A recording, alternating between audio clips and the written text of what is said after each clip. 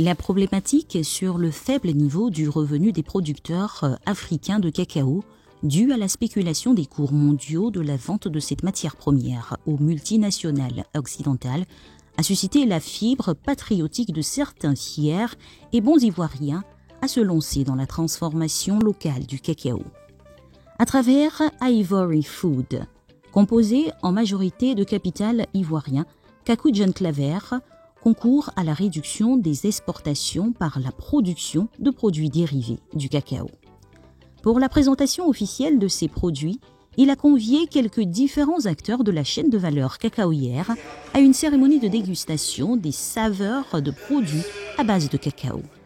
Après une allocution de remerciements, nous avons eu droit à une présentation des différentes gammes beurre de cacao, cacao tonifi, liqueur de cacao, chocolat, tout a été passé au peigne fin.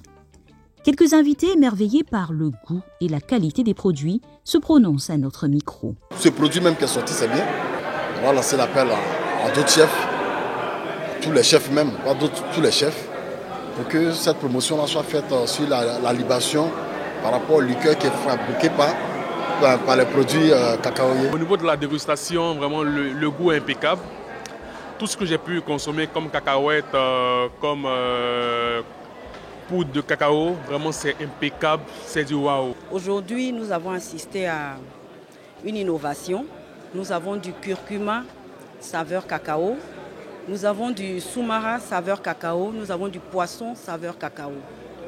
Pour inciter la population à la consommation, il faut que nos mamans, il faut que nous les femmes puissions trouver les produits dans les marchés et dans les supermarchés.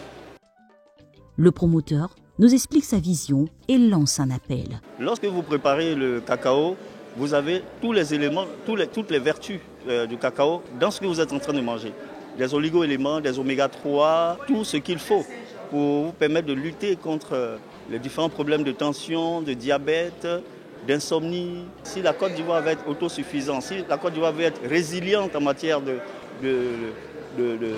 d'alimentation, au moment de crise, il faut que des projets comme ce que nous faisons là, parce que nous sommes premiers producteurs de cacao, il faut que quand adviendra une crise, il faut qu'on puisse repousser pour dire, ok, comme nous avons du cacao et que notre cacao on peut manger en cuisine, il faut qu'on fasse flashback pour consommer, pour nous sécuriser, vous savez. Et c'est pour cela que nous disons qu'après ce que nous faisons, nous voulons que l'autorité puisse nous accompagner. Voilà, nous avons déjà investi plus de 3 ans, plus de 150 millions, et ça c'est sous fonds propres. On s'est dit que après, si l'État peut nous accompagner, mais nous saluons la présidente du Conseil Café Cacao, qui voit ce que nous sommes en train de faire, et nous osons espérer que nous aurons l'accompagnement nécessaire.